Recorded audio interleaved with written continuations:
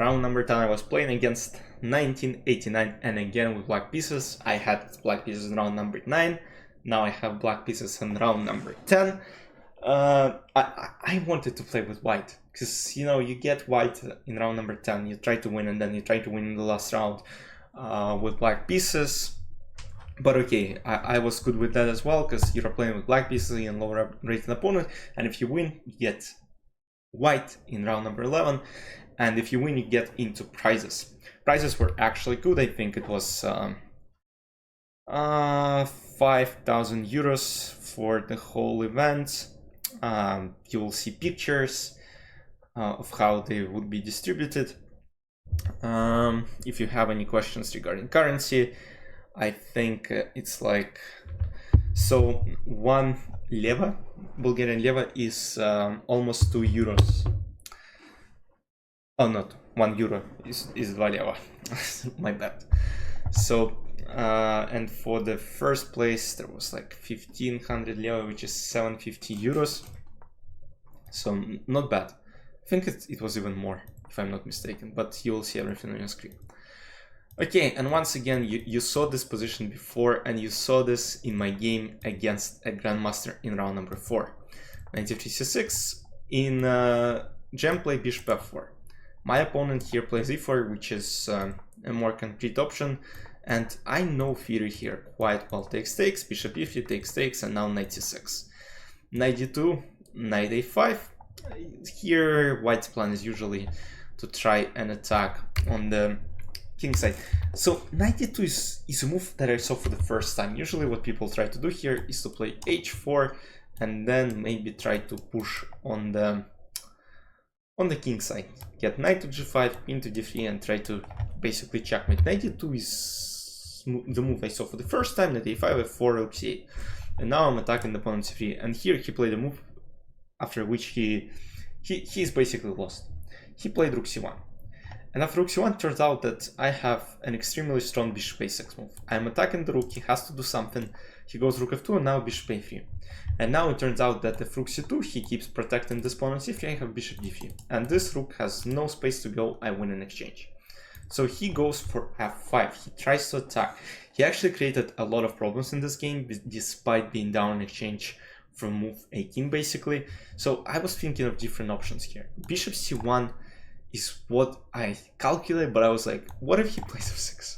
What if he just ignores these captures and play f6? Because now he has potentially all the pieces coming for my king, and I was extremely scared. I was like, okay, this rook doesn't go anywhere. If it goes, let's say b1, a1, I just take on c3 and I think of it later.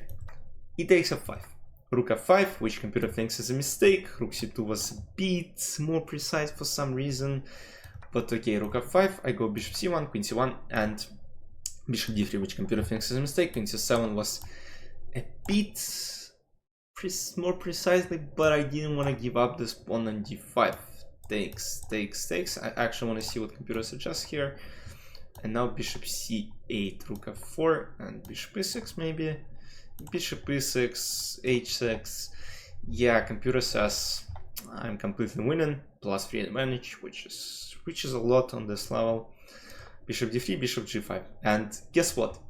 Here I spent some time analyzing f6. I thought, okay, what might happen?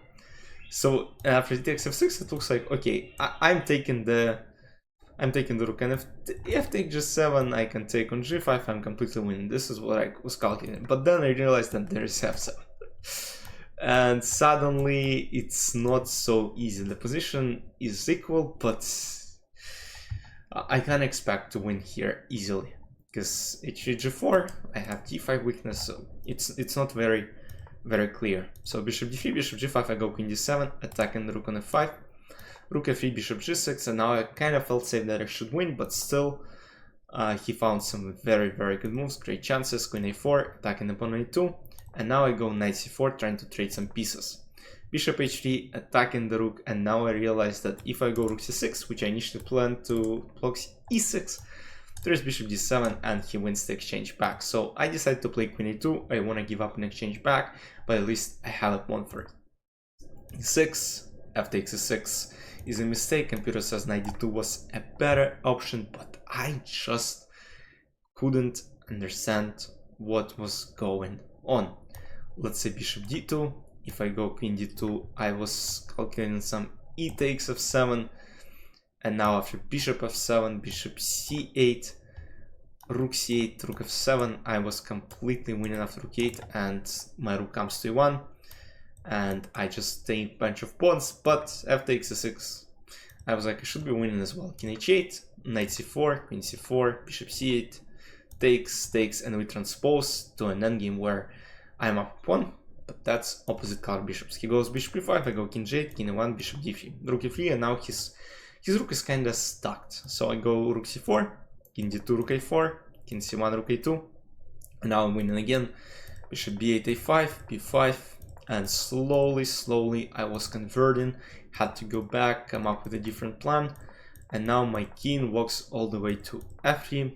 Now a4, bishop c5, a3, he goes c4, he tries to take, but I go rook a1 first, now king goes to d2, and now a2, very precise move, and after rook a3, he is trying to stop, I go rook g1, now rook a2, rook g2, I win a game, c takes b5, queen a1 takes, and we played for a while, I took the b pawn and won the game. 7 out of 10 before round number 11. Great result, but we gotta finish strong. I expected to play someone higher rated, but I was extremely surprised with the pairing. Because I played a team 50-100 opponent, but he is actually candidate master. Candidate master who is over 2000 in classical chess, and 7 out of 10 just proves how strong he is.